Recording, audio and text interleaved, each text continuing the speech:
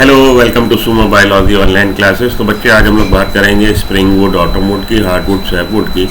Class 11 biology chapter 6 anatomy of flowering plant से लिया गया टॉपिक है। इससे रिलेटेड क्वेश्चन आपको मिलते हैं।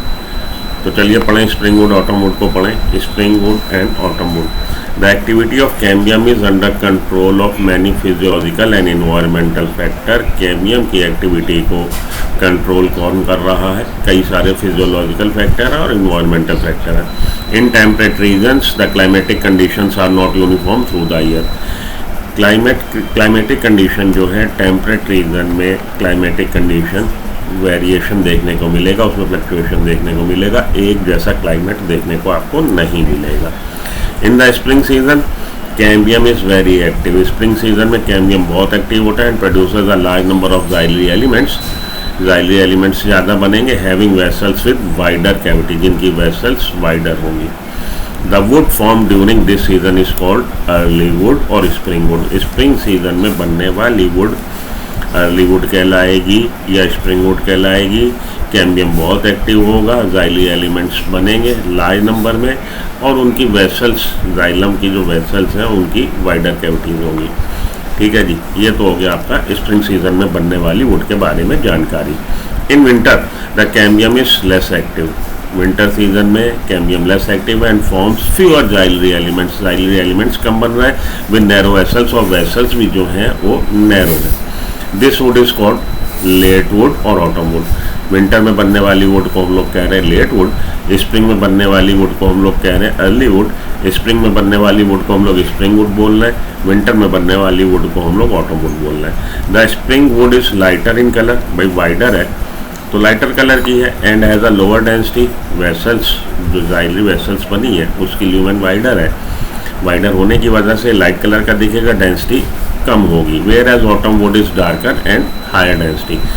ऑटम में बनने वाली है जो ऑटम वुड कहला रही है, विंटर में बनने वाली, इसमें क्योंकि जाइलरी एलिमेंट्स की ल्यूमेन थोड़ी सी वाइडर नहीं है, नैरोअर है। नैरोअर होने की वजह से डार्कर इन अपीयरेंस होगी और हायर डेंसिटी की होगी। The two kinds of wood that appear as alternate concentric rings constitute an annual ring. अब ये जो दो तरह की वुड बन रही है स्प्रिंग सीजन में और ऑटम सीजन में या विंटर सीजन में, वो कहिए कि ये अर्ली वुड और लेट वुड को ही मिला के हम लोग एक एनुअल रिंग काउंट करेंगे। तो एक एनुअल रिंग में आपको लाइटर कलर की वुड भी मिलेगी जिसको कि आप अर्ली वुड बोल रहे हैं, और डार्कर कलर की वुड भी मिलेगी जिसको आप लेट वुड बोल रहे हैं। अर्ली वुड स्प्रिंग सीजन में, डार्कर वुड, डार्कर जो है वो आपकी कब बन रही है? विंटर सीजन में। Annual ring seen in a cut stem given an estimate of age of the tree. Annual rings count करके आप एक एस्टिमेट लगा सकते हैं ट्री की एज का। ये आपकी बुक की लाइन नहीं है, एनसीईआरटी में नहीं दे रखी। Dendrochronology is the science of counting and analysing annual growth rings. तो ग्रोथ रिंग को काउंट करना वो जो साइंस है डेंड्रोक्रोनोलॉजी कहला रही है। ठीक है जी, तो ये हो गई आपकी आपकी जानकारी किसके बारे में? स्प्रिंग वुड और ऑटम वुड के बारे में जानकारी। टेबुलर फॉर्म में इसको अगर हम लोग एनालिसिस करना चाहें, डिफरेंस को देखना चाहें, तो स्प्रिंग वुड अर्ली वुड भी कहलाती है, ऑटम वुड लेट वुड भी कहलाती है। Form during spring season, form during winter season. Major part यही बना रहा है एनुअल रिंग का। तो स्प्रिंग वुड का जो है, क्योंकि कैम्बियम ज़्यादा एक्टिव है तो स्प्रिंग वुड का नंबर या कहिए कि अमाउंट ज़्यादा है। It constitute narrow strip. भाई लेस एक्टिव है तो ये क्या कर रहा है? ये आपका बना रहा है लेसर नंबर, मतलब लेस अमाउंट में बन रही है तो नैरो स्ट्रिप बना रहा है। Spring would is present in the beginning of N annual ring. Spring would कब बन रही है? तो अगर स्प्रिंग वुड देखा जाए तो स्प्रिंग सीजन में बन रही है और एनुअल रिंग की शुरुआत में होगी। Autumn wood is present at the end of annual ring. Forms plenty of xylem vessels. Cambium बहुत एक्टिव है तो बहुत सारी जाइलम वेसल्स बन रही है, वाइडर कैविटी होगी, इसीलिए वाइडर कैविटी होने की वजह से लाइट कलर की होगी और लेसर डेंसिटी की होगी। The cavity of xylem vessels are narrower, darker appearance में डार्कर होगी और डेंसिटी हाई होगी। Wood is lighter in colour, wood is darker in colour.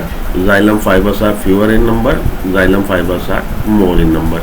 तो ये वाला भले आप डिफरेंस रहने दीजिए, आपकी बुक एनसीईआरटी में मेंशन नहीं है, बाकी का तो टेबलर फॉर्म में आप बना सकते हो difference.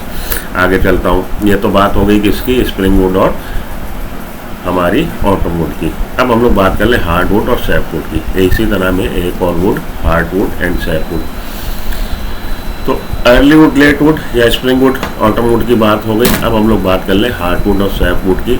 In older trees the greater part of secondary xylem is dark brown due to deposition of organic compounds like tannin, resin, gums, oils.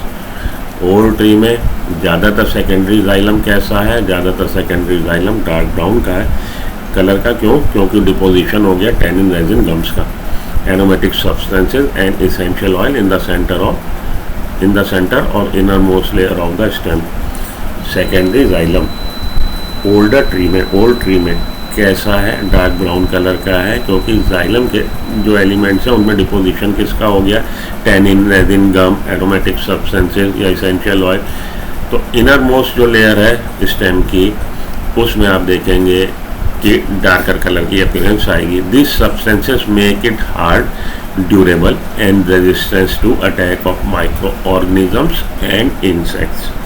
ये सब्सटेंसेस के डिपोजिशन होने से, किसके? Tannin, resin, gum, aromatic substances के deposition होने से would कैसी हो गई है? हार्ड हो गई, ड्यूरेबल हो गई है, resistance to attack of micro organism. This region comprises dead elements with highly lignified walls. और ये रीजन सेंटर ऑफ द आपका स्टेम का ये डार्कर इन कलर का है और ये माइक्रो ऑर्गेनिजम्स के अटैक को रेजिस्ट कर सकता है। ये रीज़न क्या बना है? डेड एलिमेंट्स का बना है जिनकी लिग्निफाइड वॉल्स है। और इसी रीज़न को हम लोग क्या बोल रहे हैं? हार्डवुड बोल रहे हैं। ठीक है जी, हार्डवुड एंड सैपवुड की अब हम लोग बात करने जा रहे हैं। The hardwood does not conduct water but it gives mechanical support to stem. Hardwood का काम क्या है? ये मैकेनिकल सपोर्ट प्रोवाइड कर रहा है किसको? स्टेम को। तो ये है हार्डवुड जो डार्कर कलर की दिख रही है, ये है हार्डवुड और बाहर वाली है सैपवुड। तो हार्डवुड में आपको ऐसी वुड देखने को मिल रही है जिसमें डिपोजिशन हो रखा है रेनिन, टैनिन, गम्स वगैरह का, रेजिस्टेंस टू माइक्रो ऑर्गेनिज्म है, साथ के साथ मोर ड्यूरेबल है। तो फर्नीचर बनाने में इसी का यूज़ किया जाता है। The hardwood does not conduct water, lumen में, क्योंकि इन सब चीज़ों के डिपोजिशन होने से ल्यूमेन कैसी हो गई है? ल्यूमेन ब्लॉक्ड हो गई है, तो ये वाटर का कंडक्शन नहीं करेगा। The peripheral region of the secondary xylem is lighter in colour, ये देखिए लाइटर कलर का है, and is known as sapwood. इसको सैपवुड बोल रहे हैं क्योंकि यहाँ पे इन चीज़ों का डिपोजिशन नहीं हुआ। ल्यूमेन जो होगी, ल्यूमेन बिल्कुल क्लियर होगी, तो उससे वाटर का कंडक्शन कर पाएगा। It is involve in the conduction of water and minerals from root to leaf. ठीक है जी, ये हो गई जानकारी आपकी हमारी किसके बारे में? हार्डवुड और सैपवुड के बारे में जानकारी। इसी तरह से एक टर्म और है सॉफ्टवुड और हार्डवुड। वो थी हार्डवुड, ये है हार्डवुड। इससे पहले वाली जो हम लोगों ने पढ़ी वो थी हार्डवुड। ठीक है जी, जो सेंटर ऑफ द स्टेम में थी। और यहाँ पे टर्म है हार्डवुड। तो ये आपकी बुक में नहीं दे रखा है एनसीईआरटी में, लेकिन इसको भी समझ लीजिए। Softwood is technical term of gymnosperm. Gymnosperm की वुड को हम लोग सॉफ्टवुड बोलते हैं because it is devoid of vessels. Vessels नहीं है। Several of softwoods are very easy to work with. Softwood से आप अगर फर्नीचर वगैरह बनाना चाहें तो बहुत आसान है, क्योंकि वो मुलायम है, नर्म है। मुलायम नहीं, नर्म बोलना चाहिए। तो सॉफ्टवुड टेक्निकल टर्म है जिम्नोस्पर्म से मिलने वाली वुड का, और उसमें वेसल्स ना होने की वजह से वो सॉफ्ट इन नेचर है। Hardwood is the term of dicot wood. Angiosperm में डाइकॉट, मोनोकॉट, डाइकॉट की वुड हार्डवुड कहलाती है, which possess abundant vessels. Vessels बहुत है, वहाँ पे वेसल्स नहीं थी तो सॉफ्ट ही। Due to lot of vessels the hardwood also called porous wood. Vessels बहुत होने की वजह से इसको हम लोग पोरस वुड भी बोलते हैं। अब यहाँ पे देखिए थोड़ा सा, अगर आप इसको ध्यान नहीं दोगे तो थोड़ा सा वहाँ पे फंस सकते हो। अगर वो आए कि which one of the following is also known as porous wood, तो आप उसमें ज़रूर सॉफ्ट वुड को टिक लगाओगे अगर आप पढ़ के नहीं गए, क्योंकि आप समझोगे पोरस है तो सॉफ्ट होगी। ठीक, इसीलिए मैंने ये आपको टर्म एक्सप्लेन करने की कोशिश करी, सॉफ्टवुड और हार्डवुड।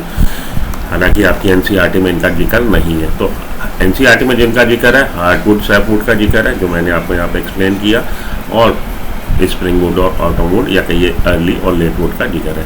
तो ये था कुछ वुड्स के बारे में जानकारी एनाटॉमी ऑफ फ्लावरिंग प्लांट से, और इससे रिलेटेड क्वेश्चन आपको मिल जाता है। मिलता हूँ ब्रेक के बाद। Good luck, goodbye, have a nice day, thank you.